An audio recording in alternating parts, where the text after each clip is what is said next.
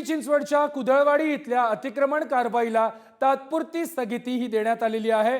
कुदळवाडीतील तब्बल 1700 अनधिकृत भंगार त्याचप्रमाणे गोदाम आणि पत्रा शेडवरती कारवाई केली जात होती। या ठिकाणी वारंवार आग लागल्याच्या घटना घडत होत्या, त्यामुळे ही कारवाई करण्यात आलेली होती। मात्र सध्या ही अतिक्रमणाविरोधातील कारवाई स्थगित करण्यात आली आहे। याबद्दल आणखी माहिती देत आहेत आमचे प्रतिनिधी तुषार झरेकर।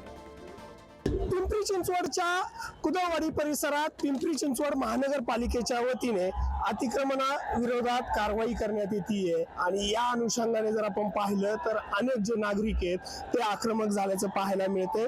हाच रस्ता आहे, या रस्त्यावरती हे नागरिक आक्रमित झाल्याचं एकंदरीत पाहायला मिळते आणि या ठिकाणी आता पिंपरी चिंचवड महानगरपालिकेचं पथक खरं तर आलेलं आहे। त्यानंतर पिंपरी चिंचवड पोलीस असतील, अनेक जण खरं तर या ठिकाणी आल्याचं पाहायला मिळतं। या ठिकाणी असणारी जी अतिक्रमण आहे ती काढण्यासाठी खरं तर पिंपरी चिंचवड महानगरपालिकेने या नागरिकांना गेल्या काही दिवसांपासून नोटिसा दिल्या होत्या। त्या नोटिसा सुमारे 4 ते 5 हजाराच्या दरम्यान आहेत आणि एवढ्या मोठ्या प्रमाणामध्ये अतिक्रमण आहे ती हटवण्याची कारवाई खरं तर पिंपरी चिंचवड पोलीस असतील, त्यानंतर पिंपरी चिंचवड महानगरपालिका असतील ते करताना पाहायला मिळतात। मात्र त्याला विरोध हा नागरिकांकडून होताना पाहायला मिळतोय। त्यामुळे आता या परिसरातील जे नागरिक आहेत ते अतिक्रमणाविरोधात आक्रमक झाल्याचं पाहायला मिळतंय। तुषार झरेकर, पुढारी न्यूज, पिंपरी चिंचवड।